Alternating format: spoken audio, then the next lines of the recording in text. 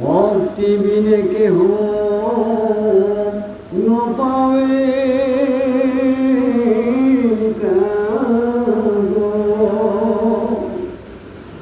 মরণ কালে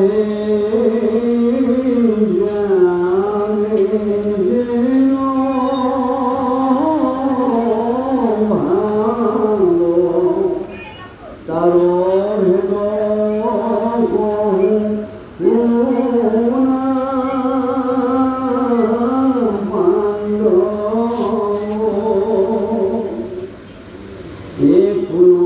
কালে মরি সংসারে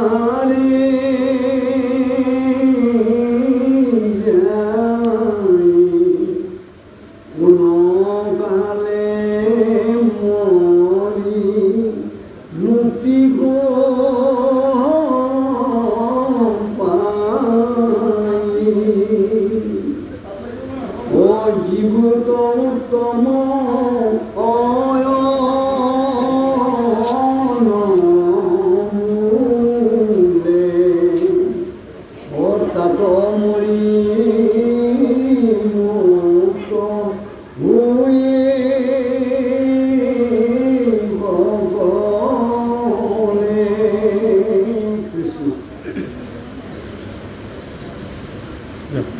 ওইরাম দক্ষিণ অয়নে মর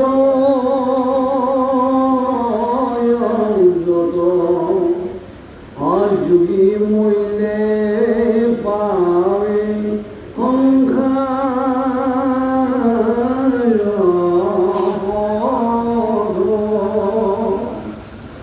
ইয়ার নির্ণয় কহিব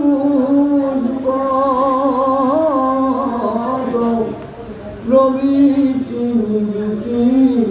যুগুটা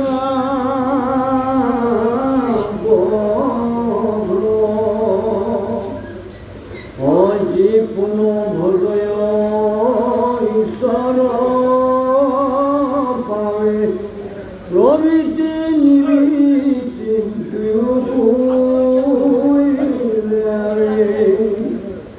অভবেরি ভয়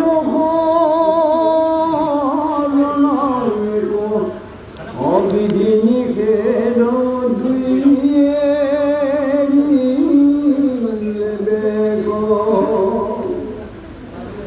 উত্তর দক্ষিণ কহিলু যত ভক্তর প্রাণ নাই দুই পদ। জয় কৃষ্ণ।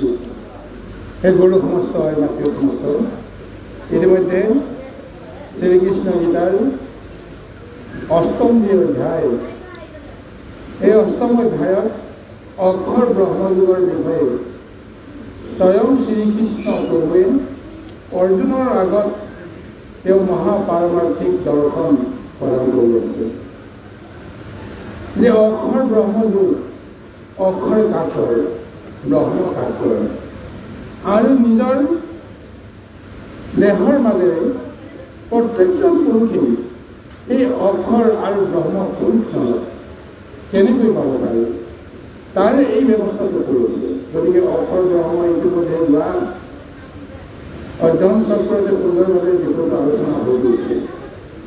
যাৰ খৰ নাই, যাৰ চলন নাই, যাৰ বৃদ্ধিও নাই, সেই সত্তাটোকে কোৱা হৈছে অক্ষৰ। সেই অক্ষৰ শব্দটো ব্ৰহ্ম শব্দৰ লগত সংযোজিত কৰা হৈছে।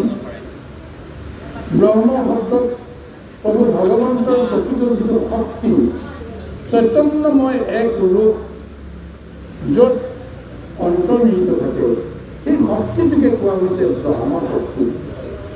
গতিকে সেই ব্ৰহ্ম পুৰুষজন ব্ৰহ্ম শক্তি দেহৰ ভিতৰত কেনেকৈ তেওঁ থাকে আৰু সেই শক্তিটো যিজনে নিজৰ আত্মবুদ্ধিয়ে বিচাৰি পাবলৈ সক্ষম হয় সেইজনকেই পুৰুষাৰ্থ উদ্ধাৰকাৰী এক ভকত ৰূপে বা বৈষ্ণৱ ৰূপে বা সন্ত মহন্ত ৰূপে তেওঁকেই বুজাব পৰা যায়। গতিকে প্ৰভু ভগৱন্তে দুটা ৰূপেৰে সৃষ্টিখন কৰাই আছে, এটা বিশ্ব ব্ৰহ্মাণ্ডৰ ৰূপ আৰু এটা ক্ষুদ্ৰ ব্ৰহ্মাণ্ডৰ ৰূপ। ক্ষুদ্ৰ ব্ৰহ্মাণ্ডৰ ৰূপত জীৱসকলৰ জৰিয়তে এই সৃষ্টিখন ভগৱন্তে কৰাইছে। দুয়ো প্ৰকৃতিতে দুয়ো ব্যৱস্থাতে দুটা সত্তাৰ মাজেৰে চলাইছে সৃষ্টিখন, সেয়া হৈছে পুৰুষ আৰু প্ৰকৃতি।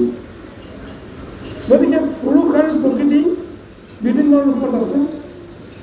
যে বহি সংসাৰত বহি প্ৰকৃতিক আমি চিনিব পাৰোঁ, কিন্তু বহি পুৰুষজনক আমি কেতিয়াও বুজিব নোৱাৰোঁ। কোনে চলাই আছে প্ৰকৃতিখন? বিশ্ব ব্ৰহ্মাণ্ড সৃষ্টি কৰাই তাত যিমানবিলাক শক্তি প্ৰদান কৰিছে, শক্তিবিলাকক কোনে পৰিচালনা কৰে? যিজনে পৰিচালনা কৰি সেইজনে কৰ্ম কৰোঁ, আৰু যিজনে পুৰুষৰ মতে কৰ্ম কৰিবলৈ বাধ্য হয় সেয়ে হৈছে প্ৰকৃতি। আৰু ঠিক তেনেকৈ আমাৰ দেহ ব্ৰহ্মাণ্ডটো, ক্ষুদ্ৰ ব্ৰহ্মাণ্ডটো ইন্দ্ৰিয়ৰ প্ৰবৃত্তিসমূহক লৈ দৈবিক শক্তিসমূহৰ জৰিয়তে পঞ্চভূতি দেহটোৰ বিভিন্ন অংগ প্ৰত্যংগই বিভিন্ন ইন্দ্ৰিয়ই যেনেকৈ কৰ্ম কৰি আছে, এই কৰ্মখিনি আচলতে কোনে কৰি আছে, কোনে কৰাই আছে? এই তত্ত্বটো দেহৰ ভিতৰৰ পৰাই পৰিচালিত হৈ থাকে। গতিকে যিজন পুৰুষে দেহৰ ভিতৰত থাকি সমস্ত শক্তিক সঞ্চালনা কৰে সেইজনে হৈছে পৰম পুৰুষ। দেহকে আদি কৰি যিমানবিলাক দৈবিক শক্তিৰ জৰিয়তে ইন্দ্ৰিয়ৰ প্ৰবৃত্তিসমূহৰ মাধ্যমেৰে কৰ্ম কৰি থাকে, এই ব্যৱস্থাখিনি দেহৰ জৰিয়তে বাকী সমস্ত প্ৰকৃতি বুলি কোৱা হয়। গতিকে পুৰুষ আৰু প্ৰকৃতি দুটা ৰূপে আমি জীৱদেহত দৰ্শন পাব পাৰোঁ। কিন্তু যিহেতু আমি মায়া সংসাৰ দ্ৰৱীভূত হৈ আছোঁ, আমি বুজি নাপাওঁ যে আচলতে আমি ক'ৰ পৰা শক্তি পাইছোঁ, কোনে আমাক শক্তি যোগান ধৰি আছে, কোনে কি নিৰ্দেশনাৰে আমাক কৰ্ম কৰিবৰ কাৰণে বাধ্য কৰাই আছে, আমি এই কথাটো বুজি নাপাওঁ। সেইকাৰণে আজি ভাগৱতৰ এই পদত উল্লেখ কৰিছে যে পুৰুষ বুলিয়া কহয় যাক ভক্তি বিনে কেহু নকয় তাকো। যিজন পুৰুষ দেহৰ ভিতৰত অন্তৰ্নিহিত হৈ আছে, তেওঁক যদি জানিব লাগে তেতিয়াহ'লে ভক্তিৰ সমস্ত তত্ত্ব আমি লাভ কৰিব লাগিব। বিনা ভক্তিত সেইজন পৰম পুৰুষক আমি কোনো কাৰণতে বুজিব নোৱাৰিম। তাকে কৈছে যে সেইজন পুৰুষক পাবলৈ হ'লে তাৰ কিছুমান লক্ষণ আছে, যে কোনজনে সেইজন পৰম পুৰুষক লগ পাব পাৰিছে বুলি আমি জাগতিকভাৱে অন্য সমস্যা আমি বুজিবলৈ সক্ষম হওঁ। এতিয়া দ্বিতীয় পদত কৈছে যে মৰণ কালে যাৰে যেন ভাৱ তাৰ ভেদ কহু শুনা বান্ধৱ। মৰণৰ সময়ত বা এই সংসাৰ ত্যাগ কৰি যোৱাৰ সময়ত আমাৰ মনত যেনেকুৱা ভাৱৰ সৃষ্টি হয়, সেই ভাৱৰ মতেই আমি পৰৱৰ্তী জন্মত কি কৰিব লাগিব, ক'লৈ যাব লাগিব তাৰ নিৰ্ণয় হৈ যায়। গতিকে সেই তত্ত্বটোকে কৈছে যে কোনোকালে মৰি সংসাৰে যায়, কোনোকালে মৰি মুক্তিটো পায়। জীৱনে এই থৈ যোৱাৰ পিছত কোনোবাজনে এই সংসাৰত আকৌ মৰি মৰি জীয়াই থাকিবৰ কাৰণে, মৰি মৰি জীৱন লাভ কৰিবৰ কাৰণে আহিব লগা হয়, আৰু এই সংসাৰত সমস্ত ত্যাগ কৰি সংসাৰৰ মায়া মোহৰ পৰা মুক্ত হৈ তেওঁ চিৰদিনলৈ গুচি যাব পাৰে, য'ৰ পৰা পৰমাৰ্থিক মহাশক্তিসমূহ আহিছিল এই সংসাৰলৈ, দেহ ব্ৰহ্মাণ্ডত থাকি জীৱই কৰ্ম কৰিছিল। এই সমস্ত শক্তি আকৌ পাৰমাৰ্থিক জগতলৈকে গুচি যায়। তাৰ পিছত আৰু পৃথিৱীলৈ আহিব লগা নহয়। কিন্তু প্ৰশ্ন আহিছে সেইখিনি যে কোনজনৰ মৰণ কেনেদৰে কি ৰূপত সংঘটিত হয়। মৰণৰ ফলতে জীৱই মুক্তিও পাব পাৰে আৰু মৰণৰ ফলতে জীৱই আকৌ এই সংসাৰত নানা ধৰণৰ মায়াৰ দুখ কষ্ট ক্লেশ সহ্য কৰিবলৈ আহিব লগা হয়। 84 লক্ষ জনীৰ এই সংসাৰৰ প্ৰভু ভগৱন্তে বিধান দিছে। গতিকে কোনটো জীৱই কোনটো জনীলৈ যাব লাগিব, মৃত্যুৰ সময়ত তাৰ যিটো মনৰ আকাংক্ষা বাঞ্ছা ভাৱনা সেই সমস্তই নিৰ্ণয় কৰিব। আজি মহাগীতাই সেইকাৰণে কৈছে যে যিকোটো উত্তম আয়ন বোলে তাক মৰি মুক্ত হৈ সকলে। দুটা আয়ন আমাৰ যুৱকসকলৰ লগত সংলগ্ন কৰিছে। এটা আয়ন হৈছে উত্তৰায়ণ আৰু আনটো আয়ন হৈছে দক্ষিণায়ন। আয়ন শব্দটোৰ সহজ অৰ্থ, আয়ন শব্দটোৱে কি বুজায়? শয়ন বুজায়। আয়ন শব্দটোৰ লগত সম্বন্ধ আছে। শয়ন কৰোঁতেই আমাৰ যিটো দৃষ্টি মুখমণ্ডলৰ যিটো অৱস্থা তিনিটা দিশত গতি কৰিব পাৰে। হয়তো ঊৰ্ধ্বগামী হ'ব পাৰে, হয়তো দক্ষিণত হ'ব পাৰে, নাইবা উত্তৰত হ'ব পাৰে। তিনিটা দৰ্শনত আমাৰ জীৱসমূহক ভৱিষ্যতৰ বা নিজৰ কৰ্মফলৰ এক ব্যৱস্থাটো প্ৰদান কৰিছে। বিশেষকৈ ঊৰ্ধ্বমুখী যিটো ৰূপ নৰসকলৰ কাৰণে বিধান দিয়া নাই, সম্পূৰ্ণ যোগী আৰু তপস্বীসকলৰ কাৰণে সেই ঊৰ্ধ্বগামী ব্যৱস্থাটো থাকে, যিসকলৰ এই সংসাৰৰ লগত কোনো সম্বন্ধ নাথাকে, অৰ্থাৎ বিষয়ৰ পৰা সম্পূৰ্ণ মুক্ত হোৱা মুক্ত যোগীসকলেহে ঊৰ্ধ্বমুখ ধাৰণ কৰি তেওঁলোকে এই সংসাৰ ত্যাগ কৰে। আৰু যিসকলে উত্তৰ আৰু দক্ষিণক লক্ষ্য কৰি দৃষ্টি কৰি দেহ ত্যাগ কৰিব লগা হয়, সেই উত্তৰ আৰু দক্ষিণ দৃষ্টিত উত্তৰায়ণ বা দক্ষিণায়ন বুলি কোৱা যায়। তাৰ জৰিয়তে জীৱৰ ফলাফল পৰৱৰ্তী জন্মত কেনেকৈ আহে তাৰ বিষয়ে নিৰ্ণয় দিছে। গতিকে এতিয়া প্ৰভু ভগৱন্ত কৃষ্ণই অৰ্জুনক কৈ আছে যে গোটেই জীৱনকালত কৰ্ম কৰি ভক্তি সাধনৰ সমস্ত ব্যৱস্থাটো তেওঁ আংগিক ৰূপত মৃত্যুৰ সময়ত তেওঁ দক্ষিণায়ন হৈছে নে উত্তৰায়ণ হৈছে। ইয়াত দুটা দিশ আছে। এটা কালৰ লগত এটা দিশ আছে আৰু আনটো আপোনাৰ মনৰ লগত দিশ আছে। কালৰ লগত যদি আপোনাৰ দিশটো জড়িত হয় তেতিয়াহ'লে সূৰ্যৰ গতিৰ লগত উত্তৰায়ণ আৰু দক্ষিণায়নৰ বিষয়টো আহিব।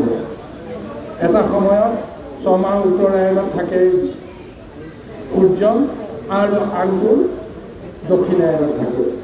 গতিকে এই দুটা আয়নৰ ভিতৰত কালৰ মহিমাৰে চাবলৈ গ'লে আপোনাৰ বিশেষকৈ বৰ্তমান যিটো গ্ৰীষ্মৰ প্ৰবাহ চলি আছে, গ্ৰীষ্মৰ প্ৰবাহৰ মাজত উত্তৰায়ণ চলি থাকে। যেতিয়া শীতৰ প্ৰবাহ আৰম্ভ হ'বলৈ আৰম্ভ কৰে তেতিয়া দক্ষিণায়নৰ পৰ্যায়লৈকে আহে।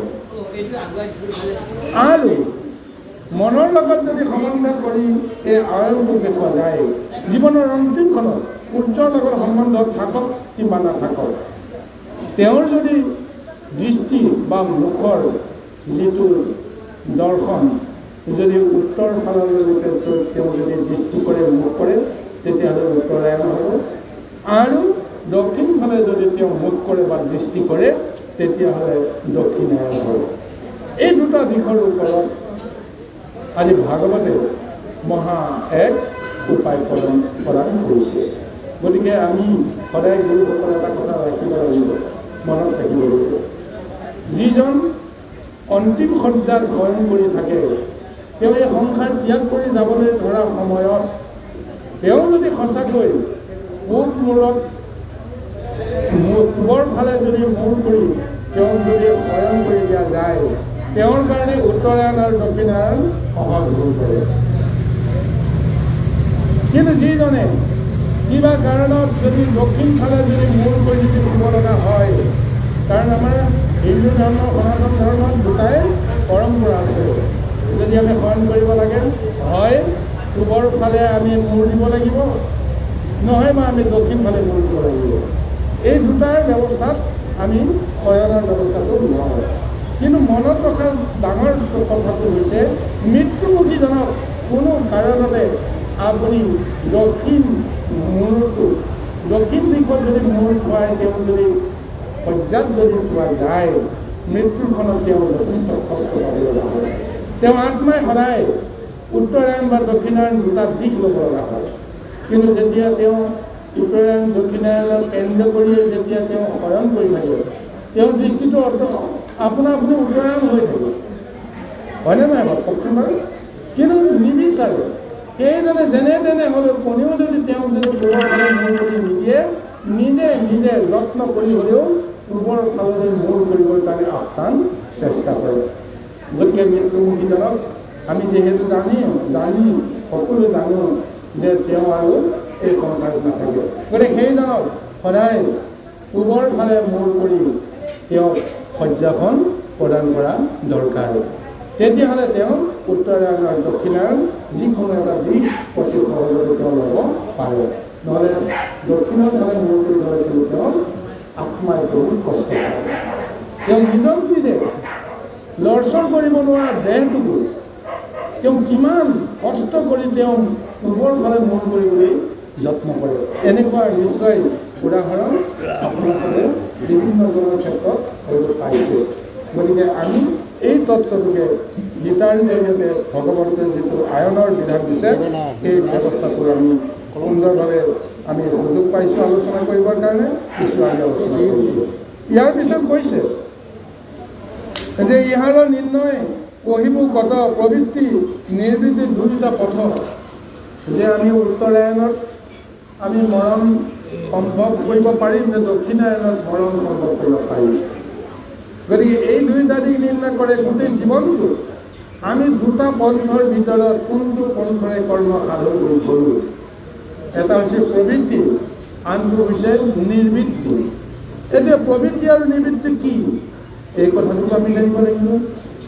যে প্ৰবৃত্তি পথটো সংসাৰৰ লগত যুক্ত হৈ থকা এক পথ বুলি কোৱা যায়, আৰু যিটো নিৰ্বৃত্তি পথ সংসাৰৰ পৰা বৈৰাগ্য লাভ কৰাৰ ফলত যিটো আচৰণ হয়, যিটো কৰ্ম ব্যৱস্থা হয়, সেই ব্যৱস্থাটোকে নিৰ্বৃত্তিৰ পথ বুলি কোৱা যায়। গতিকে সেইকাৰণে কৈছে যি কোনো ভজয় ঈশ্বৰ পাৱে প্ৰবৃত্তি নিবৃত্তি দুইবোৰ এৰাও। যদিহে ঈশ্বৰৰ শ্ৰী চৰণত তেওঁ একান্তভাৱে ভজনা কৰে, প্ৰবৃত্তি আৰু নিৰ্বৃত্তি দুয়োটা পন্থ তেওঁ ত্যাগ কৰিব লগা হৈ যায়। এতিয়া নিৰ্বৃত্তি পন্থটো ত্যাগ নকৰিলে প্ৰবৃত্তি পন্থটো আগতে ত্যাগ কৰিব লাগিব। নিৰ্বৃত্তি পন্থটোকো যদি ত্যাগ কৰিব পৰা নাযায়, তেতিয়াহ'লে প্ৰভু ভগৱন্তৰ আত্মাৰ লগত তেওঁ কেতিয়াও সম্বন্ধ কৰিব নোৱাৰে। চাওক আমাৰ দুটা পৰ্যায় আছে জীৱনবিলাকৰ। নিৰ্বৃত্তি পন্থেৰে মুক্তি লাভ কৰিবলৈ গ'লে অতি বেছি আমি বৈকুণ্ঠলৈ যাব পাৰিম। বৈকুণ্ঠত প্ৰভু ভগৱন্তৰ লগত একেলগে থাকি ভগৱন্তৰ আমি সংগ আমি পাব পাৰোঁ। অতি বেছি আমি সেইটোকেই সমস্তই কামনা কৰোঁ। কিন্তু প্ৰভু ভগৱন্তই কৈছে বৈকুণ্ঠ থকা সকলেও প্ৰকৃততে পূৰ্ণ মুক্তি নাপায়, যদিহে ভগৱন্তৰ লগত তেওঁ লীন যাব নোৱাৰে। পঞ্চ প্ৰকাৰৰ মুকুতি আছে, সেই পঞ্চ প্ৰকাৰৰ মুকুতিৰ ভিতৰত শেষৰটো মুকুতি হৈছে লীন বা নিৰ্বাণ। নিৰ্বাণ নোপোৱালৈকে ভগৱন্তৰ হৃদয়ৰ লগত লীন যাব নোৱাৰালৈকে আমি এই সংসাৰৰ পৰা মুক্তি পাব নোৱাৰোঁ। গতিকে নিৰ্বৃত্তিৰ পথতো বৈকুণ্ঠৰ আকাংক্ষা থাকে। ঈশ্বৰৰ কৃপা পোৱাৰ যিটো আকাংক্ষা জগতৰ মায়াৰ পৰা বৈৰাগ্য লাভ কৰাৰ ব্যৱস্থাৰে সেইখিনি পালেও আমি কিন্তু সম্পূৰ্ণভাৱে মায়া সংসাৰৰ পৰা বা প্ৰভু ভগৱন্তৰ মায়া চক্ৰৰ পৰা আমি কেতিয়াও পৰিত্ৰাণ নাপাওঁ। বৈকুণ্ঠখনো প্ৰভু ভগৱন্তৰ মায়াৰে এক ৰচনা। তেওঁৰ নিজৰ ভক্তসকলক লৈ তেওঁ আনন্দ কৰে। ভক্তৰ সংগলৈ প্ৰভু ভগৱন্তে নিজে সংসাৰৰ সমস্ত তত্ত্ব প্ৰকাশ কৰে ভক্তৰ জৰিয়তে। গতিকে সেও এখন ক'বলৈ গ'লে মায়া। গতিকে সেইকাৰণে কৈছে প্ৰবৃত্তি নিবৃত্তি যদি এৰাব লাগে তেতিয়াহ'লে একান্তভাৱে কৃষ্ণৰ ওচৰত আমি ভক্তি কৰিব লাগিব। সেইকাৰণে কৈছে সবে এৰি ভৰিল শৰণ এক বিধি নিষেধ দুই এৰি থৈছে। যদিহে আমি এক শৰণ সেই পৰম প্ৰভু ভগৱন্তৰ হৃদয়ৰ লগত যদি আমি কৰিব পাৰোঁ তেতিয়াহ'লে আমি বিধি নিষেধ বুলি যাক কোৱা হৈছে, প্ৰবৃত্তি পন্থটো বিধি আছে, নিবৃত্তি পন্থটো বিধি আছে। এই প্ৰবৃত্তি আৰু নিবৃত্তি দুয়োটা পন্থ আমি এৰিবলৈ সক্ষম হ'ম। আৰু তাকে কৈছে উত্তৰ দক্ষিণ কহিলো যত ভক্তিৰ কোনো নাহি দুই পথ। যদিও উত্তৰায়ণ দক্ষিণায়ণ প্ৰবৃত্তি আৰু নিবৃত্তি এই ব্যৱস্থাৰ কথাখিনিয়ে আমি আলোচনা কৰিছোঁ, কিন্তু প্ৰকৃত যি নিৰ্গুণ যিটো ভক্তিৰ কথা কোৱা হৈছে এই ভকতিত কোনো পন্থ বিচাৰ নাথাকে। এই কথাটো আমি জানিব লাগিব। যেতিয়া সংসাৰৰ লগত আমাৰ আসক্তি কম বেছি পৰিমাণে হ'লেও থাকিব তেতিয়া আমি প্ৰবৃত্তি আৰু নিবৃত্তি দুয়োটা পন্থৰ জৰিয়তে নিজৰ মন বুদ্ধি এক শুদ্ধ ৰূপ দিবৰ কাৰণে কেৱল আমি প্ৰযত্ন কৰোঁ, প্ৰচেষ্টাহে কৰোঁ। তাৰপিছত আমি দুয়োটা পন্থ ত্যাগ কৰিব নোৱাৰিলে আমি কিন্তু সংসাৰৰ মায়াৰ পৰা মুক্ত হ'ব নোৱাৰোঁ, অৰ্থাৎ ভগৱন্তৰ লগত আমি লীন যাব নোৱাৰোঁ। এই তত্ত্বটোকে এতিয়া সুন্দৰভাৱে কৈ আছে। আহক ইয়াৰ পিছত পৰবন্ধেনু আৰু মহাগীতাই কৃষ্ণৰ জৰিয়তে অৰ্জুনক কি মহা পাৰমাৰ্থিক জ্ঞান তত্ত্ব প্ৰদান কৰে আমি পৰৰ মাজত বিচাৰিছোঁ। কৃষ্ণ গোবিন্দ।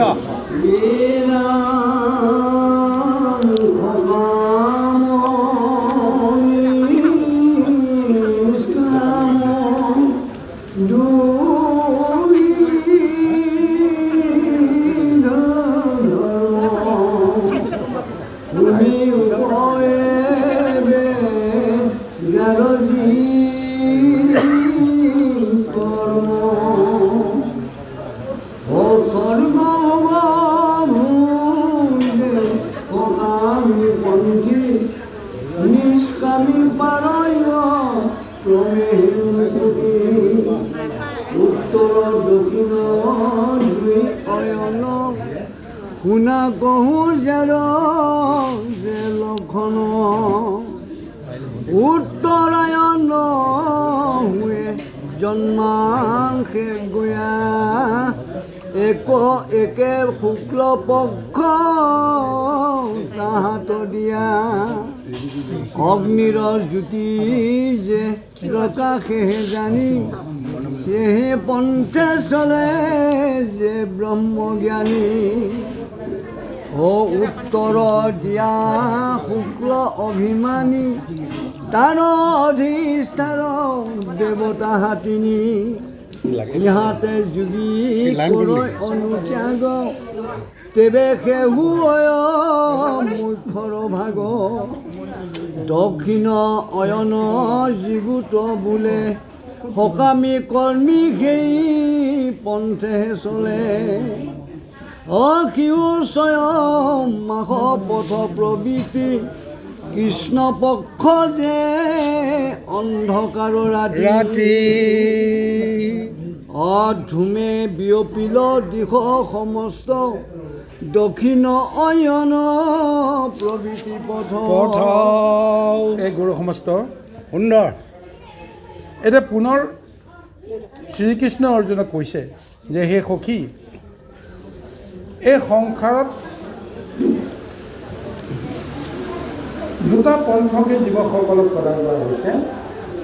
সেই পন্থ দুটা হৈছে সকাম আৰু নিষ্কাম। মায়া সংসাৰত এই দুটা পথ আছে। গতিকে এতিয়া সেই সকাম আৰু নিষ্কাম দুয়োটা পন্থ বা দুয়োটা ধৰ্ম, সেই দুয়োটা ধৰ্ম কেন্দ্ৰ কৰি কৰ্ম কৰিলে স্বৰ্গ আৰু নৰক দুটা ফল লাভ কৰিব পৰা যায়। গতিকে স্বৰ্গভোগ ভুঞ্জে সকামী পন্থী, নিষ্কামী পৰয় ক্ৰমে মুকুতি। এতিয়া আমি সকাম আৰু নিষ্কাম যদি আমি সঁচাকৈ যদি সকামী পন্থত যদি কৰ্ম কৰোঁ, তেতিয়াহ'লে দুটা ব্যৱস্থা আছে। যদি মনৰ আকাংক্ষাটোৰ মতে আমি যদি দুৰ্বাসনা কিছু কৰি কৰ্মক যদি কৰি আমি পাপ অৰ্জন কৰিব লগা হয়, তেতিয়াহ'লে নৰকত যাম। কিন্তু শুদ্ধ আচাৰ নীতিটোৰ যদি ব্যৱস্থা যদি আমি সকামী কৰ্ম কৰোঁ, তেতিয়াহ'লে আমি স্বৰ্গভোগ কৰোঁ। কিন্তু স্বৰ্গভোগ কৰা মানেও মায়া সংসাৰৰ লগতে তেওঁ যুক্ত হৈ থকা। কিন্তু যদিহে নিষ্কামী কৰ্ম যদি কৰোঁ, তেতিয়াহ'লে ক্ৰমে ক্ৰমে মুক্তি পোৱাৰ ব্যৱস্থালৈকে আমি যাব পাৰোঁ। নিষ্কামী ধাৰণাৰে সৈতে মন বুদ্ধিক আমি যদি এক শুদ্ধকৰণ কৰি কৰ্ম কৰোঁ, লাহে লাহে আমি ক'লৈ যাব পাৰোঁ? স্বৰ্গৰ পৰা আমি মুক্তি পাই অন্ততঃ পঞ্চ প্ৰকাৰৰ প্ৰভু ভগৱন্তৰ মুক্তিৰ ভিতৰত আমি প্ৰথমতে পাব পাৰোঁ আমি সালোক্য মুক্তি। সালোক্যৰ পিছত আমি পাব পাৰোঁ সামীপ্য, সামীপ্যৰ পিছত পাব পাৰোঁ সাৰূপ্য, তাৰ পিছত পাব পাৰোঁ সাযুজ্য, আৰু সাযুজ্য মুক্তিৰ পিছত মহামুক্তিটো হৈছে মূল মুক্তি। চিন্তা কৰি চাওকচোন বাৰু, নিষ্কামী কৰ্ম কৰিলেহে অন্ততঃ সেই ব্যৱস্থালৈকে আমি যোৱাৰ সুবিধাটো পাম। কিন্তু সকামী পৰ্ব কৰি যিমানেই শুদ্ধ কৰ্ম নকৰোঁ কিয়, অতি বেছি স্বৰ্গলৈ গৈ ইন্দ্ৰৰ ৰাজভোগ কৰাৰ চলেৰে আমি নিজৰ দেহক মনক আমি উপভোগ্য কৰি ৰাখিবলৈহে সক্ষম হ'ম। কিন্তু যেতিয়ালৈকে আমি কৰ্ম কৰি পুণ্য ধন অৰ্জন কৰি সেই পুণ্য ধন যেতিয়ালৈকে আমি জমা কৰি ৰাখিব পাৰিম, তেতিয়ালৈকে আমি স্বৰ্গভোগ কৰিম। কিন্তু মৃত্যুৰ পিছত জীৱটোৱে কোনোটো কৰ্ম কৰিব নোৱাৰে।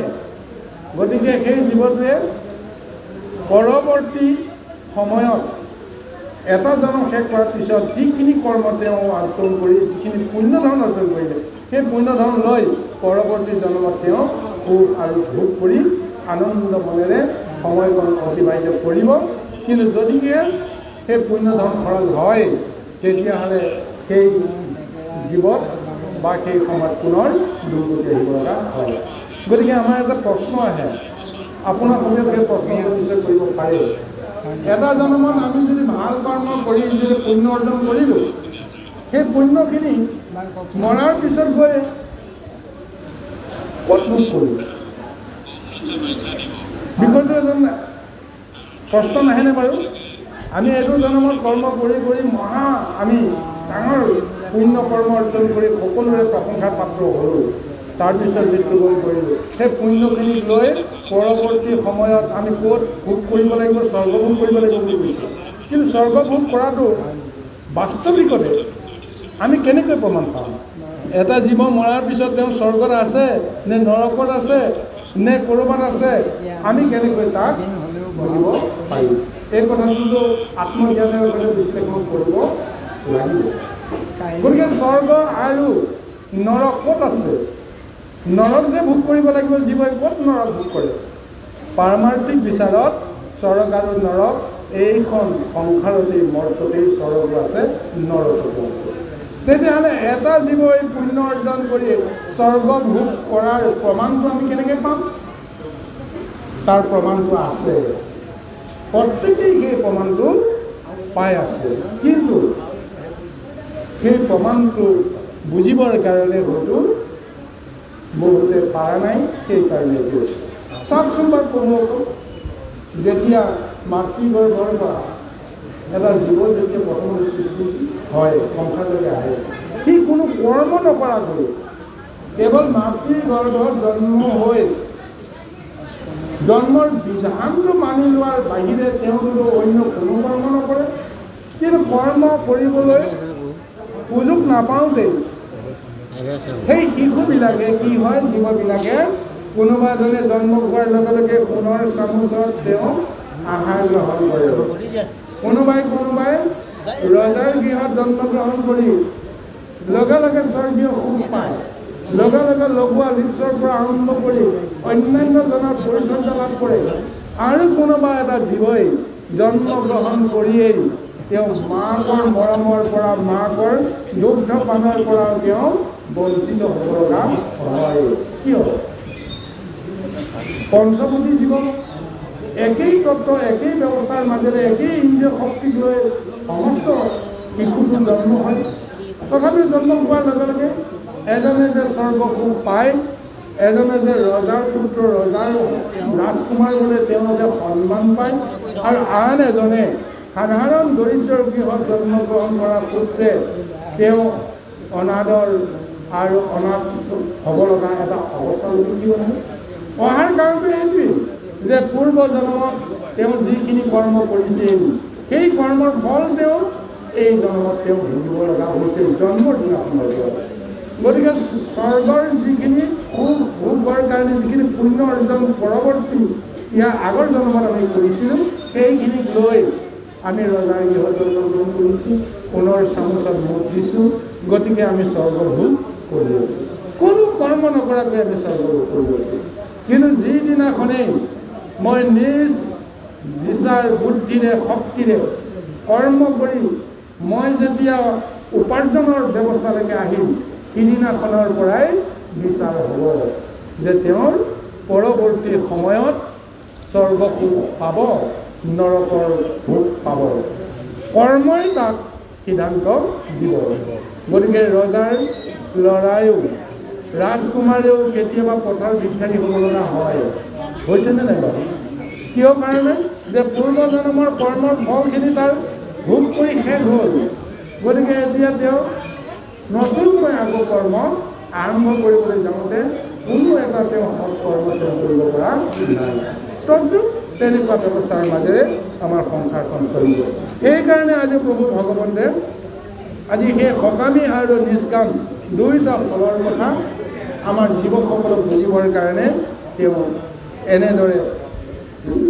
অৰ্জুনৰ আগত তেওঁ ব্যক্ত কৰিছে গতিকে সেইকাৰণে যে নিষ্কামী পৰয় ক্ৰমে মুক্তি নিষ্কামী পন্থহে জীৱক মুক্তি সাধনৰ ফাললৈকে আগুৱাই যাব পাৰে গতিকে তাৰ নিৰ্ণয়টো কৰে উত্তৰায়ণ আৰু দক্ষিণায়ন দুটা ব্যৱস্থাৰ কথাটো উল্লেখ কৰিছে গোটেই জীৱনটো কৰ্ম কৰি তাৰ ফলটো উত্তৰায়ণ আৰু দক্ষিণায়নত তেওঁৰ মৃত্যুটো সম্ভৱ হৈছেনে নাই তাৰ ওপৰতে নিৰ্ণয় কৰিব এতিয়া কোনসকলে উত্তৰায়ণত তেওঁ গতি কৰিব আৰু কোনসকলে দক্ষিণায়নত গতি কৰিব তাৰ বিধানটো এতিয়া সুন্দৰভাৱে ভাগৱতে ক'ব গৈছে যে উত্তৰায়ণে হুৱে জন্মাসে গয়া একে শুক্লপক্ষ তাহাঁত দিয়া উত্তৰায়ণৰ ফলটো বা দক্ষিণায়নৰ ফলটো জন্ম মুহূৰ্তৰ বিধিয়ে বোলে নিৰ্ণয় কৰে যদি শুভখনৰ তেওঁৰ জন্ম হৈছে উত্তৰায়ণত তেওঁৰ যদি জন্ম হৈছে বা দক্ষিণায়নত যদি তেওঁৰ জন্ম হৈছে তাৰ ওপৰত নিৰ্ভৰ কৰিব তেওঁৰ মৃত্যুটো উত্তৰায়ণ হ'ব নে দক্ষিণায়ন হ'ব এই সংসাৰলৈ আহোঁতে শুভ ফল শুভ ইংগিত জন্মৰ মুহূৰ্ততে নিশ্চয় প্ৰদান কৰিব সেইকাৰণে শিশুৰ জন্মৰ লগে লগে জ্যোতিষ শাস্ত্ৰই যে কুণ্ডলী তৈয়াৰ কৰিছে জ্যোতিষ শাস্ত্ৰই যে তাৰ বিধি বিধান নিৰ্ণয় কৰিছে এনেই কৰা নাই স্বয়ং শ্ৰীকৃষ্ণ প্ৰভু ভগৱন্তে যেতিয়া এই সংসাৰলৈ তেওঁ যেতিয়া মানৱী অৱতাৰ ল'বলৈ আহিছিল তেতিয়াও তেওঁ এক শুভ সন শুভ তিথি শুভ মানে লগন এই সমস্ত ব্যৱস্থা ধাৰণ কৰিহে তেওঁ ভাদ মাহৰ কৃষ্ণ পক্ষৰ অষ্টমী তিথি মধ্য ৰাতি ৰোহিণী নক্ষত্ৰ যেতিয়া সমাবেত হৈছে ঠিক এনেকুৱা এক শুভক্ষণত তেওঁ জন্মগ্ৰহণ কৰিব লগা হয় গতিকে জন্মৰ মুহূৰ্তটোৰ লগত জীৱৰ সংস্কৃতিটো বা তেওঁৰ জীৱৰ কৰ্মফলটো নিৰ্ধাৰণ হয় আজি ভাগৱতে সেইকাৰণে কৈছে যে জন্মৰ ক্ষণটো যদি আমি শুদ্ধৰূপে পাইছোঁ তেতিয়াহ'লে মৰণৰ ক্ষণটো আমি শুদ্ধৰূপে যেনেকৈ নহওক আমি পাব পাৰিম মাজৰ কৰ্মফল মাজৰ কৰ্মখিনি হয়তো মায়া সংসাৰৰ বিভিন্ন দুখাদুখ ভোজন কৰাৰ ফলত আমাৰ হয়তো বিভিন্ন ধৰণৰ দুৰ্বিপাক আহিব পাৰে কিন্তু জীৱনৰ অন্তিম ক্ষণটো জন্মক্ষণটোৰ লগত সংগত ৰাখি সেইটো লাভ কৰোঁ চাওকচোন বাৰু যেনেকৈ জীৱনৰ অন্তিম ক্ষণত যেতিয়া আপোনাৰ গজেন্দ্ৰ গোটেই জীৱনটো তেওঁ মানে অহংকাৰী কৰ্মই কৰি গ'ল কিন্তু অন্তিম মুহূৰ্তত যেতিয়া তেওঁ প্ৰভু ভগৱন্তৰ কৃপা পাবলৈ সমৰ্থ হ'ল বা প্ৰভু ভগৱন্তৰ নাম স্মৰণ কৰিবলৈ সমৰ্থ হ'ল তাৰো জন্মৰ মুহূৰ্তৰ দৰ্শনটো তেওঁ ক্ৰিয়া কৰিছিল কাৰণ যিটো সময় তেওঁ অভিভক্ত হৈছিল সেই সময়টোতেই তেওঁ গুৰুৰ কৃপা লাভ কৰিছে গুৰুৰ পৰা তেওঁ এইটো আশীৰ্বাদ তেওঁ লাভ কৰিছে যে তেওঁতো বিচাৰিছিল মোক লাগে মহামূৰ্খ গজেন্দ্ৰ ৰূপটো দি মোৰ সমস্ত জ্ঞান তুমি হৰণ কৰি দিছা মই বেয়া পোৱা নাই কিন্তু মই এটাই আশা কৰোঁ সেই জীৱনটো সমাপ্ত হোৱাৰ ক্ষণত মই যেন ভগৱন্তক নাম ল'ব পাৰোঁ ভগৱন্তক বুজিব পাৰোঁ ভগৱন্তক যেন মই দৰ্শন কৰিব পাৰোঁ এই কৃপাটো কৰিব পাৰোঁ গতিকে সেই মুহূৰ্ততেই গুৰুৱে কৃপা দিল আৰু সেই কৃপা অনুসৰি লগে লগে পৰৱৰ্তী সময়ত তেওঁ যি ৰূপতে জন্ম নহওক কিয় তেওঁৰ জন্মকুণ্ডলীত গুৰুৰ কৃপা লাগি আহিছিল গতিকে মৃত্যুৰ ক্ষণত তেওঁ ঈশ্বৰ দৰ্শন গতিকে সেইটো স্বৰূপ আজি প্ৰত্যেক মনুষ্যৰ ক্ষেত্ৰত প্ৰত্যেক অন্য জীৱৰ ক্ষেত্ৰত মই পৰিমাণ ক'ব নোৱাৰোঁ মনুষ্যৰ ক্ষেত্ৰত সেইটো নিশ্চয় ক্ৰিয়া কৰে এয়া অৰ্জুনৰ আগত তেওঁ কৈ আছে বিভিন্ন এতিয়া তাকে কৈছে যে উত্তৰ দিয়া শুক্ল অভিমানী তাৰ অধিষ্ঠাতা দেৱতা তিনি ইহাতে যোগী কৰে অনুত্যাগ তনু ত্যাগ তেবে সে হয় মুখৰ ভাগ এই উত্তৰ দিশত অধিষ্ঠাতা তিনি দেৱতাই সদায় দিনে তেওঁৰ কি কৰে কৰ্ম বিধিত তেওঁ সহযোগ কৰি থাকে আৰু সেই তিনি দেৱতাক তেওঁ যেতিয়া আশ্ৰয় কৰি জীৱনৰ সেই উত্তৰায়ণৰ ক্ষণত যেতিয়া তনু ত্যাগ কৰিব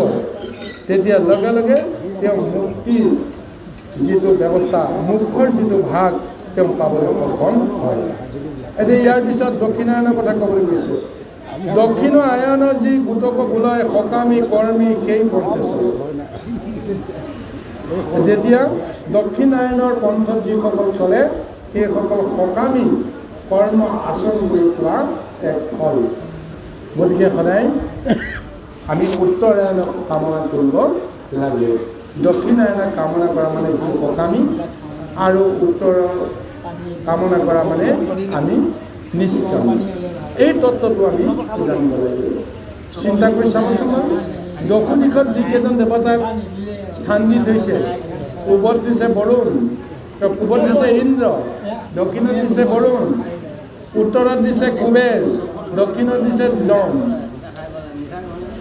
যদি আপুনি মৃত্যুৰ ক্ষণত পূবলৈ দৃষ্টি কৰে কুবেৰ দৰ্শন হ'ব কুবেৰৰ লগত শিৱৰ দৰ্শন হ'ব ধন ঐশ্বৰ্য বিভূতিৰ ভাণ্ডাৰ শিৱ আৰু কুবেৰৰ লগতে সংযুক্ত হৈ আছে গতিকে সকামী ভাৱনাটো উত্তৰায়ণত থাকিব আৰু দক্ষিণত নিষ্কামী ভাৱনাটো উত্তৰায়ণত থাকিব কাৰণ তাত শিৱ থাকে শিৱ দৰ্শনৰ এটা ব্যৱস্থা থাকে আৰু ইখান পুৰুষ ৰূপতো ইখান গুণত সেই শিৱৰে অৱস্থান থাকে কিন্তু দক্ষিণত কোন থাকে দক্ষিণত আপোনাৰ স্বয়ং যম থাকে নৰকৰ অধিপতি য'ত কৰ্মৰ দুখাদুখ নিৰ্ণয় কৰি তাত শাস্তিৰ বিধান চলে গতিকে দক্ষিণৰ আয়নত অগ্নি আৰু যম দুয়োজনৰ দৰ্শন যেতিয়া হ'ব তেতিয়া আমি এই ঘূৰ সংসাৰত আমি পুনৰ আমি সকামী পন্থলৈকে গুচি আহিব লাগিব সকামী পন্থতে দুখ কষ্ট সমস্তবিলাক স্বৰ্গ নৰক ব্যৱস্থাটো সকামী পন্থতে থাকিব সেইকাৰণে কৈছোঁ যে দক্ষিণ আয়নত যিবোৰ বোলে সকামী কৰ্মী সেই পন্থে চলে সকামী পন্থবিলাক দক্ষিণায়নত নিষ্কামী পন্থবিলাক উত্তৰায়ণত গতি কৰে গতিকে সেই কথাটোকে কৈছে সিও ছয় মাস পন্থ প্ৰভৃতিৰ কৃষ্ণপক্ষ যেন অন্ধকাৰ ৰাতি গতিকে এই পন্থ দুটাকে কোৱা হৈছে প্ৰবৃত্তি আৰু নিবৃত্তিৰ পন্থ উত্তৰায়ণটো হৈছে নিবৃত্তিৰ পন্থ আৰু দক্ষিণায়নটো হৈছে প্ৰবৃত্তিৰ পন্থ আহক ইয়াৰ পিছলৈকে আমি সুন্দৰ কৃষ্ণ পক্ষ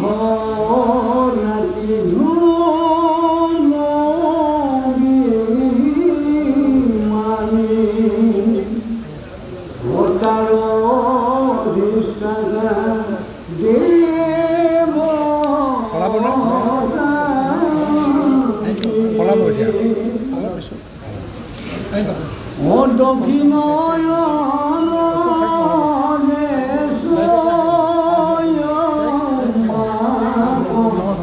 তাতে চন্দ্ৰজ্যোতি কৰে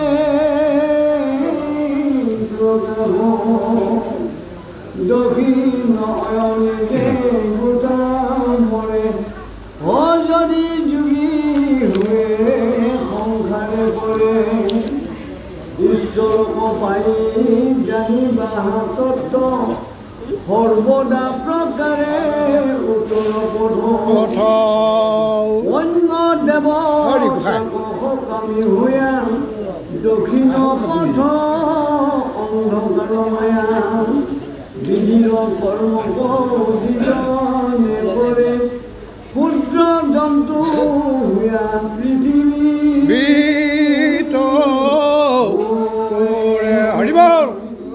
জয় কৃষ্ণ হয় উত্তৰ দক্ষিণ দুটা পথ দুইৰো সুখ দুই জানে সমস্ত যদ্যপি স্বৰ্গ সুখ বুলি কয় যোগীক মুহিবে নোৱাৰে মুহি পুৰুষ নাৰী যেন সংগমত লাগে মানে সুখ মানে মনত মিছা সুখ মানে মনৰ ইচ্ছা বিন্দু পাতে যেন সকলে জয় কৃষ্ণ এতিয়া উত্তৰায়ণক আৰু দক্ষিণায়ণক দুটা পক্ষৰ লগত তুলনা কৰিছে এটা হৈছে শুক্ল পক্ষ আনটো হৈছে কৃষ্ণ পক্ষ এতিয়া কৃষ্ণ পক্ষৰ ব্যৱস্থাটোৰ কথা কৈছে যে কৃষ্ণ পক্ষৰ আজি ধ্ৰুম বিমানী কৃষ্ণ পক্ষ ধোঁৱাময় বুলি কোৱা হৈছে অন্ধকাৰময় বুলি কোৱা হৈছে যিটো সহজতে আমি আচল দৰ্শনটো লাভ কৰিব নোৱাৰোঁ কিন্তু দক্ষিণ আয়নে যে 6 মাস তাতে চন্দ্ৰজ্যোতি কৰে প্ৰকাশ দক্ষিণ আয়নত চন্দ্ৰজ্যোতিৰ প্ৰকাশ হোৱা বুলি কোৱা হৈছে চন্দ্ৰৰ যিটো নিৰ্মল পোহৰ সেই পোহৰে এক মহা ৰূপ প্ৰদান কৰে গতিকে যিসকল সেই দক্ষিণ আয়নত গতি লাভ কৰে সেইসকল যোগী হ'ব পাৰে সেইসকল সন্ন্যাসী হ'ব পাৰে আৰু সেই ৰূপেৰে পুনৰ সংসাৰলৈকে তেওঁ আহিব পাৰে এইটো জন্মত তেওঁ যদি নিষ্কাম কৰ্ম কৰি দক্ষিণায়নত তেওঁ যদি মৃত্যুবৰণ কৰিব লগা হৈছে তেতিয়াহ'লে পৰৱৰ্তী জন্মত তেওঁ যোগী হ'ব পাৰে সন্ন্যাসী হ'ব পাৰে সন্তৰ্ভুক্ত হৈ তেওঁ সেই একেখিনি কৰ্মকে শুদ্ধৰূপে আৰম্ভ কৰিবলৈ তেওঁ পায় গতিকে ঈশ্বৰক পাই জানিবা তত্ত্ব সৰ্বদা প্ৰকাৰে উত্তৰ পথ লগতে আৰু কৈছে যে ঈশ্বৰক পাই জানিবা তত্ত্ব সৰ্বদা প্ৰকাৰে উত্তৰ পথ যে উত্তৰায়ণ দক্ষিণায়ন সমস্তটো প্ৰভু ভগৱতে নিদিয়ে, অকল দক্ষিণায়ন নিমিতি পন্থয়ে বা নিৰ্গুণ গ্ৰন্থ তাতহে যে গতি আৰু মুক্তি পাব এনেকুৱা নহয়। উত্তৰ পন্থটো মুক্তি পাব পৰাৰ ব্যৱস্থা থাকে, কাৰণ উত্তৰ দিশত স্বয়ং শিৱ সদাশিৱ ৰৈ যায় আৰু ভগৱন্তৰ এক মহা ৰূপো সেই উত্তৰ দিশত থাকি যায়। সেইকাৰণে কৈছে যে ঈশ্বৰক পায়ে জানিবা তত্ত্ব সৰ্বদা প্ৰকাৰে উত্তৰ পথ, অন্য দেৱতাকো সকামী হোৱা দক্ষিণ পন্থ অন্ধকাৰৰ মায়া, বিধিৰ কৰ্মক যিজনে কৰে ক্ষুদ্ৰ জন্তু হৈ পৃথিৱী ফুৰে। চিন্তা কৰি চাবলৈ এতিয়া আমি বিধি এৰি আমি একো কৰ্ম কৰিব নোৱাৰোঁ, কিন্তু বিধি কৰ্ম কৰিলেও বিধিত থাকিলেও যদি কিবা কাৰণত আমাৰ সংসাৰৰ প্ৰতি যদি আমাৰ মায়া থাকে, মোহ থাকে, আসক্তি থাকে, সেই আসক্তিমতে যদি আমি কৰ্ম কৰিব লগা হওঁ, তেতিয়াহ'লে মৃত্যুৰ পিছত আমি হয়তো ক্ষুদ্ৰ জীৱ জন্তুৰ ৰূপ লৈ কৰিব লগা হ'ব। চিন্তা কৰি চাবচোন আমি।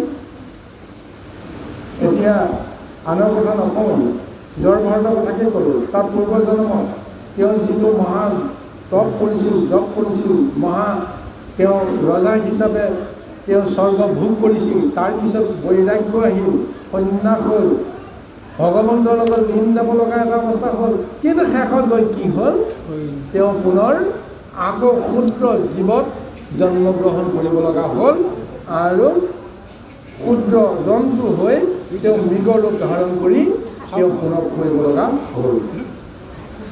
কিন্তু পাৰমাৰ্থিক বিচাৰত প্ৰভু ভগৱন্তক পাবলৈ অকল যে মনুষ্যই সমৰ্থ হয় এনেকুৱা নহয়, অন্যান্য জীৱবিলাকেও মনুষ্যক লাভ কৰিব পাৰে বা ভগৱন্তক লাভ কৰিব পাৰে। যেনে ইয়াৰ আগতেতো গজেন্দ্ৰ নামৰ এটা হাতীয়ে কেনেকৈ মুক্তি লাভ কৰিলে, এতিয়া জড়ভাৰতৰ জৰিয়তে হৰিণ নামৰ এটা জন্তুৱে কেনেকৈ মুক্তি লাভ কৰিবলৈ পাৰিলে, পিছৰ জন্মত তেওঁ ব্ৰাহ্মণ ৰূপ তেওঁ ধাৰণ কৰিবলৈ সুযোগ পালে। তাৰ তত্ত্বটো, তাৰ নিৰ্মলটো তেওঁ আগৰ জন্মতে হৈছিল। আগৰ জন্ম কৰ্ম বাসনা অনুযায়ী কোনোবাই যদি ক্ষুদ্ৰ জনীত জন্মগ্ৰহণ কৰিব লগা হয়, সেই ক্ষুদ্ৰ জনী জন্মগ্ৰহণ কৰিলে বুলি যে তেওঁ সমস্তখিনি যে হেৰুৱাই পেলাব, সেইটো কথা নহয়। এতিয়া জাতিস্মৰ ৰূপ ল'লে কোনে? জাতিস্মৰ ৰূপ ল'লে হৰিণ, জড়ভাৰতৰ ৰূপ, সেই হৰিণটোৱে জাতিস্মৰ ৰূপ ল'লে। ঠিক তেনেকৈ জীৱনৰ অন্তিম মুহূৰ্তত গজেন্দ্ৰেও জাতিস্মৰ ৰূপটো পাই গ'ল, বাকী সময়টো নাপালেও সেই সময়ত পাই গ'ল যে মই পূৰ্বজন্মত কোন আছিলোঁ, মই কি কৰিছিলোঁ, সমস্ত তেওঁ জ্ঞান তত্ত্ব তেওঁ পুনৰবাৰ জাতিস্মৰ ৰূপে তেওঁ লাভ কৰিছে। সেইকাৰণে আজি দুয়োটা পন্থতেই গতি আৰু মুক্তিৰ ব্যৱস্থাটো আছে, যদিহে তেওঁ নিৰ্গুণভাৱে প্ৰভু ভগৱন্তক নিৰ্মল ভকতি যদি কৰিব পাৰিছে, তেতিয়াহ'লে এই জন্মত মই নিৰ্মল ভকতি কৰিছোঁ সঁচা, কিন্তু পূৰ্বজন্মত যদি মোৰ কিবা এটা কৰ্ম থাকে, তেতিয়াহ'লে মই এই জন্মৰ নিৰ্মল ভকতিৰে মই এই কৰ্মটো পালন কৰিব নোৱাৰিম। গতিকে তাৰ কাৰণে পৰৱৰ্তী জন্মলৈকে মই অপেক্ষা কৰি থাকিব লাগিব।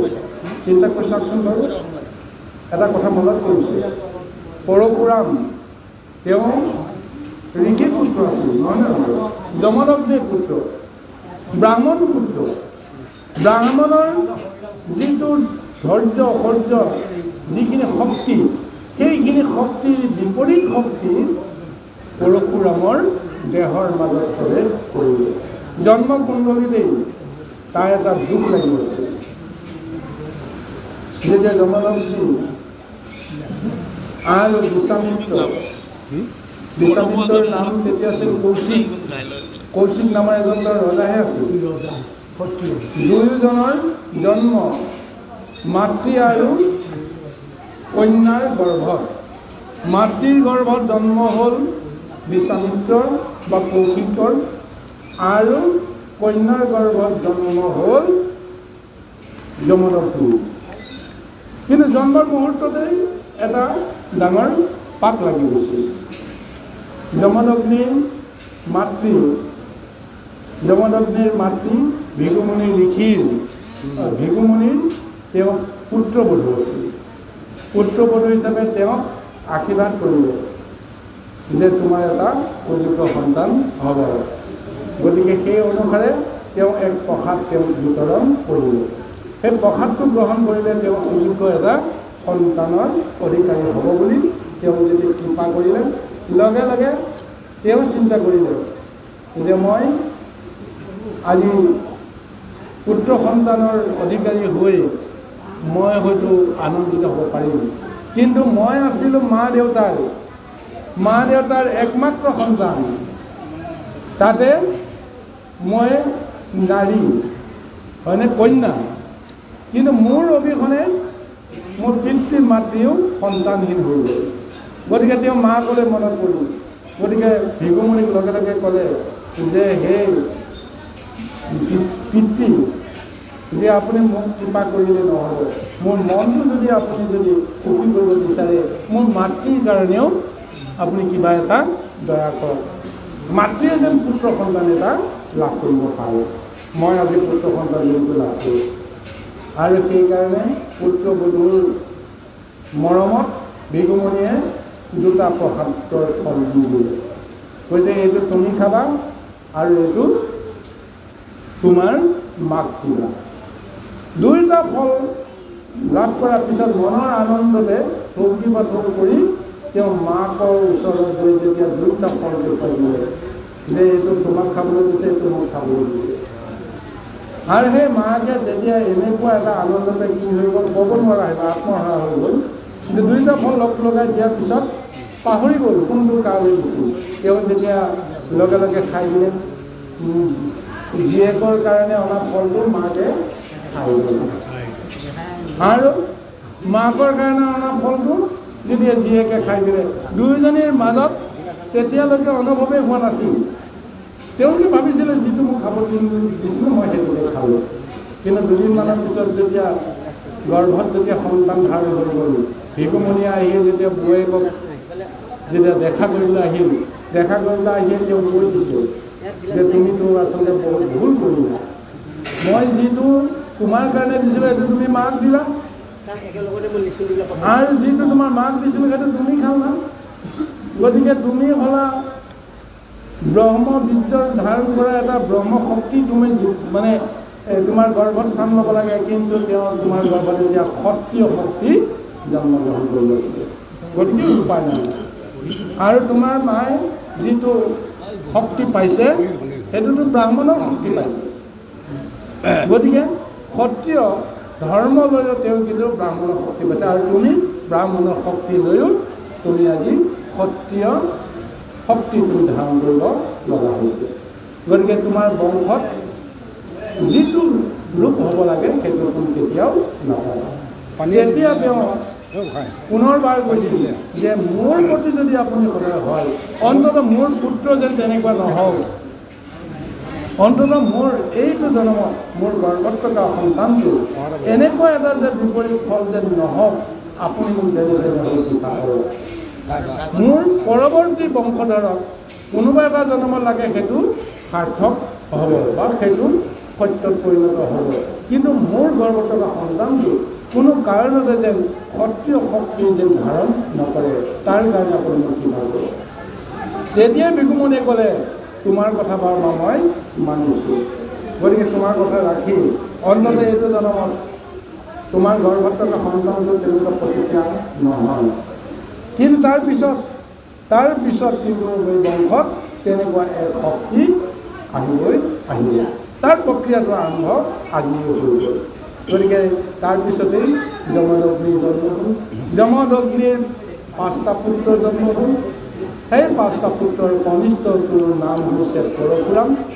ব্ৰাহ্মণৰ শক্তি থাকিও তেওঁ মহা ক্ষত্ৰিয় তেজ, ক্ষত্ৰিয় শক্তি তেওঁ ধাৰণ কৰিবলৈ তেওঁ যেতিয়া পালে, তাৰ জৰিয়তে প্ৰভু ভগৱন্তা লীলা কৰিলে। বাৰু যি কি নহওক, আজি আমাৰ এই মহাভাগৱতৰ এই মহাগীতাত এই তত্ত্বটো তেওঁলোকে কৰিছে যে পূৰ্ব জন্মৰ সংস্কাৰ অনুসৰিহে উত্তৰ আৰু দক্ষিণ যি ৰূপতে আমি মৃত্যুবৰণ নকৰোঁ কিয় ভগৱন্তৰ লগত যদি আমাৰ সম্বন্ধটো যদি মিলি থাকে তেতিয়াহ'লে তাৰ ফলটো আমি নিশ্চয় পাম। অৰ্থাৎ আমাক ক'বলৈ যোৱা গৈছে সাত্বিক যিজন নিৰ্মল যিজন ভকতজনৰ কাৰণে উত্তৰায়ণ আৰু দক্ষিণায়নৰ কোনো ব্যৱস্থা নাথাকে। তেওঁৰ কাৰণে কেৱল স্মৰণ, তেওঁৰ কাৰণে কেৱল প্ৰভু ভগৱন্তৰ চিন্তন আৰু ধ্যান, এই ব্যৱস্থাটোহে মুখ্য। সেইজনে যোৱাৰ সময়ত কেতিয়াও তেওঁ চকু মেলি নাচায়। সেইজনে যিজনে নিজৰ হৃদয়ত ভগৱন্তক চিন্তা কৰে সেইজনে মায়াৰ এই ইন্দ্ৰিয় দৃষ্টি শক্তি চকুযোৰ মৃত্যুৰ সময়ত কেতিয়াও মিলিব লগা নহয়। কিন্তু সকামী ভাৱনা থকা সকলৰ কাৰণে মায়া সংসাৰৰ লোভ মোহ কিবা আসক্তি হৃদয়ত অকণমান থকালৈকে হয়তো আমাৰ উত্তৰায়ণ আৰু দক্ষিণায়নৰ প্ৰভাৱে আমাক হয়তো প্ৰভাৱিত কৰিব পাৰে। কিন্তু একান্ত যোগীজনৰ কোনো কাৰণতে সেই ব্যৱস্থাটো খাই নাপায়। সদায় তেওঁলোকৰ আত্মজ্ঞানত ধ্যানত প্ৰভু ভগৱন্তৰ লগত সম্বন্ধ থাকে। সমস্ত প্ৰকৃতিৰ মায়াৰ পৰা তেওঁলোকে জীৱনটোলৈ মুক্ত হ'ব পাৰে কাৰণে জীৱনৰ অন্তিমখনত উত্তৰায়ণ দক্ষিণায়ন কোনো ব্যৱস্থাই তেওঁলোককো ভৰ্তি নাপায়। কৃষ্ণ গোবিন্দ সুন্দৰ ৰাম সাধিতে বৃত্ত বহু স্বৰ্গৰ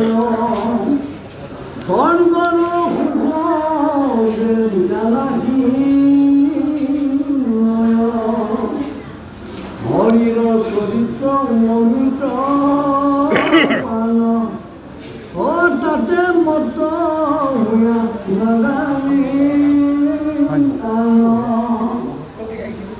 জপযজ্ঞ বেদ অধ্যয়ন কৰ্মতীৰ্থ ব্ৰত দান প্ৰধান হবাৰ ফল ভক্তি জ্ঞান দেখি জানি যুগযুক্ত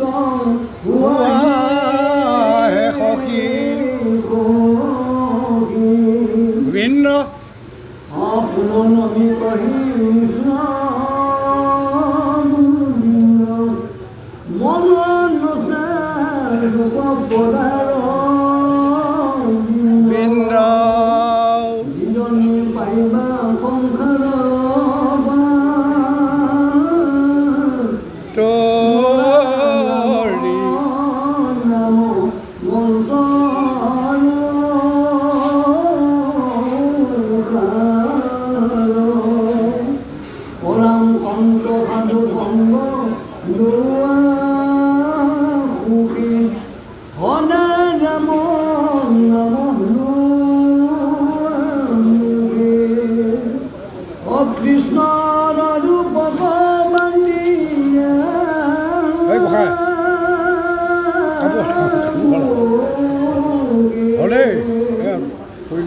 জয় ৰাম কৃষ্ণ বোলা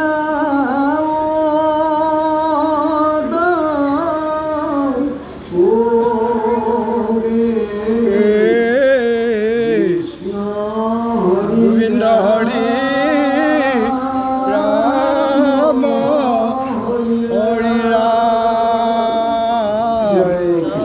জয় কৃষ্ণ। এতিয়া সকামী পন্থটোৰ ব্যৱস্থাটোৰ কথা আমাক উল্লেখ কৰিছে। সকামী পন্থৰ মুখ্য যিটো আমাৰ লক্ষ্য সেই লক্ষ্যটো হৈছে স্বৰ্গ। স্বৰ্গ পাই আমি বহুতো ধন বেদ সমস্তখিনি পাই আমি সুখ অনুভৱ কৰিব পাৰোঁ।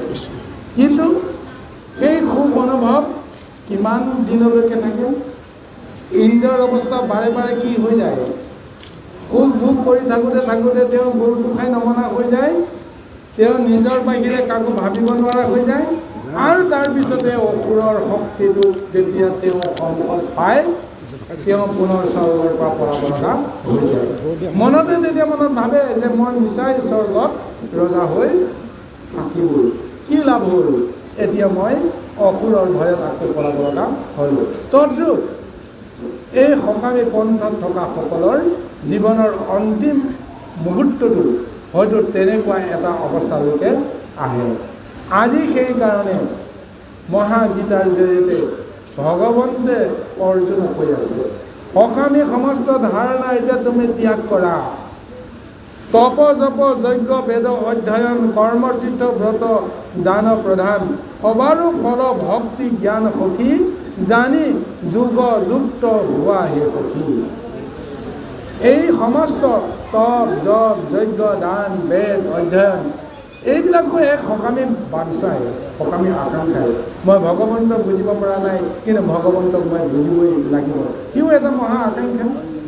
আৰু এইবিলাক সমস্ত কৰিও অন্তিম মুহূৰ্তত তাৰ ফলটো কেনেকৈ নিৰ্ধাৰণ হয়, যদিহে তুমি ঈশ্বৰৰ আচল তত্ত্বটো লাভ কৰি ঈশ্বৰৰ লগত তুমি যুক্ত হ'ব পাৰিছা। গতিকে সেই ঈশ্বৰৰ লগত যুক্ত হ'ব পৰা যিটো ব্যৱস্থা যুগৰ মাধ্যমেৰে সৈতেহে সম্ভৱ হয়। এতিয়া সেইকাৰণে অৰ্জুনক কৈছে, হে অৰ্জুন, তুমি মোৰ লগত যোগ হোৱা, মোৰ লগত যুক্ত হোৱা, যুগ ধৰ্ম তুমি আচৰণ কৰা। যুগ ধৰ্ম মানে আমাৰ কালৰ ধৰ্মটোৰ কথা কোৱা নাই, সত্য তেতা দাপৰ কলি, এই চাৰিটা যুগ চাৰিটা সময়, এই চাৰিটা যুগ চাৰিটা সময়ৰ কথা কোৱা নাই। যুগ শব্দটোৱে কোৱা হৈছে যে একান্তভাৱে মিলিত হ'ব পৰা যিটো ব্যৱস্থা, দুটা বা মহা ৰূপবিলাক একত্ৰিত হ'ব পৰা যিটো ব্যৱস্থা, সেই ব্যৱস্থাটো হৈছে যুগ। এতিয়া যুগৰ যিটো ধাৰণা, সেই ধাৰণা মতে এতিয়া তুমি মোৰ লগত যুক্ত হ'বলৈ যত্ন কৰা।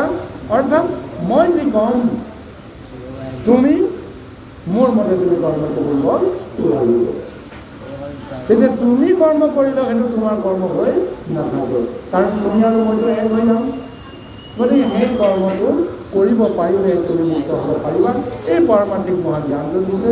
আৰু এই জ্ঞানৰ আধাৰত গীতা মহা টীকাকাৰ গোবিন্দ মিশ্ৰয়ো সৰ্বসাধাৰণ আমাৰ ভক্তজনক এই বুলি কোৱা হৈছে যে কোনো নমিকহে মিশ্ৰ গোবিন্দ মন নচাৰুক ঈশ্বৰৰ পদাৰ বৃন্দ, যিজনে পায় বা সংসাৰ পাৰ স্মৰা ৰাম নাম মন্ত্ৰ ভাল।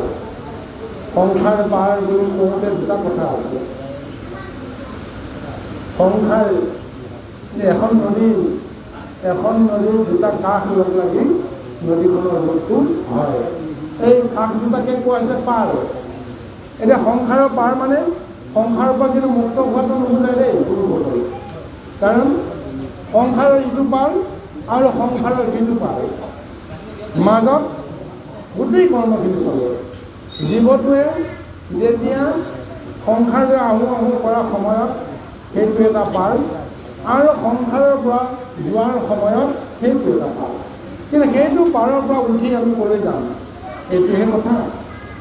যদি সেই সিটো পাৰ পোৱাৰ সময়ত যদিহে প্ৰভু ভগৱন্তক পাব পৰা ব্যৱস্থাটো হয়, তেতিয়াহ'লে প্ৰভু ভগৱন্তক আমি স্মৰণ কৰিব লাগিব, তেওঁ পদচৰণত আমি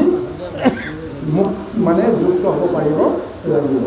সিটো পাৰ উঠাৰ লগে লগে প্ৰভু ভগৱন্তক যদি আমি দৰ্শন কৰোঁ, তেতিয়া কি হ'ব? প্ৰভু ভগৱন্তই তেওঁ লৈ গুচি যাব। আজি এইকাৰণে ভীষ্মৰ মুখনৰ সময়ত, মুখ্য লাভ কৰাৰ সময়ত প্ৰভু ভগৱন্তৰ ওচৰত তেওঁ তুতি কৰিছিল, কৃষ্ণৰ ওচৰত তুতি কৰিছিল, হে প্ৰভু, মই এই সংসাৰ ত্যাগ কৰাৰ সময়ত যেনেকৈ তোমাৰ মূৰ্তিটো মই দেখা পালোঁ, তোমাৰ ৰূপটো দেখা পালোঁ, মই গৈ যেনে বৈকুণ্ঠত উপস্থিত হ'ম, প্ৰথম মই তোমাৰ চৰণতে মই দৰ্শন কৰিব পাৰিব লাগিব। তুমি মোক কৃপা কৰা। তোমাক মই ইয়াতো পালোঁ আৰু ইয়াৰ পৰা গৈ যে মই থাকোঁ, তোমাৰ চৰণকে যেনে প্ৰথম বৈকুণ্ঠত উপস্থিত কৰিবলৈ প্ৰভু ভগৱন্ত কৃষ্ণই যেতিয়া ক'লে পাইছোঁ। আজি এই সংসাৰৰ পাৰৰ কথা যেতিয়া কোৱা হৈছে, বিষয়টো কৈছোঁ, সিটো পাৰ উঠি যাব নহ'ব। সিটো পাৰৰ পৰা আমি নিৰ্দিষ্ট লক্ষ্যলৈ গতি কৰিব পাৰিব লাগিব। গতিকে এই তত্ত্বটোকে এতিয়া আমাক কোৱা হৈছে। সেইকাৰণে আমি সদায় সাধু সংগ লৈ প্ৰভু ভগৱন্তৰ নাম স্মৰণ কৰা, প্ৰভু ভগৱন্তৰ গুণানুচৰিত শ্ৰৱণ কীৰ্তন কৰা, এইবিলাক অভ্যাসৰ জৰিয়তে আমি মন বুদ্ধিক আমি পবিত্ৰ কৰিবৰ কাৰণে, শুদ্ধি কৰিবৰ কাৰণে, নিৰ্মল কৰিবৰ কাৰণে প্ৰযত্ন কৰোঁ, যেন এটা এনেকুৱা এক মুহূৰ্ত আহিব যি মুহূৰ্তত কেৱল মনেৰে সৈতে ধ্যান কৰিলে কৃষ্ণকে দেখা পাওঁ। যেনেকৈ খটখটীয়া নদীৰ পানীত আপোনাৰ যদি দৃষ্টিটো পৰে, পানী বুলি আপোনাৰ ধাৰণা নাহেগৈ, পানীত থকা জীৱ জন্তুবিলাককে আপোনাৰ চকুত পৰিব, পানীৰ তলত থকা মাটিত বিভিন্ন যিবিলাক জলজ উদ্ভিদ সেইবিলাককে চকুত পৰিব। আপোনাৰ দৃষ্টিত জল ভেদ কৰি যে পাৰ হৈ গৈ আছে, পানীৰ লগত আপোনাৰ সম্বন্ধটো নাইকিয়া হৈ যায়। গতিকে এক নিৰ্মল স্বৰূপ আমি নিজৰ অন্তৰত যদি দিব পাৰোঁ, তেতিয়াহ'লে ধ্যান কৰাৰ লগে লগে মায়াৰ মলবিলাকো আঁতৰি যাবই আৰু নিৰ্মল স্বৰূপত প্ৰভু ভগৱন্তৰ স্বৰূপকে আমি দৰ্শন কৰিম, যিজন প্ৰভু ভগৱন্তে আমাৰ দেহত পৰমাত্মা ৰূপে বিৰাজ কৰি আছে। মায়া শক্তি থকাৰ কাৰণে সেই ৰূপটো দেখা নাপাওঁ, কিন্তু নিৰ্মল হৃদয়ৰ সৈতে সাধু সংগৰ জৰিয়তে কৃষ্ণৰ সেই মহাস্বৰূপটো পাবলৈ আমি সদায় যত্ন কৰিব লাগিব। ইয়াকেই আজি মহা গীতা টীকাকাৰ গোবিন্দ মিশ্ৰই সমস্ত ভকত সমস্ত এনেদৰে মহাতত্ত্ব জ্ঞান কৰিছে। বাৰ্ষিকী নাম সমস্ত সময়ৰ প্ৰতি লক্ষ্য ৰাখিম।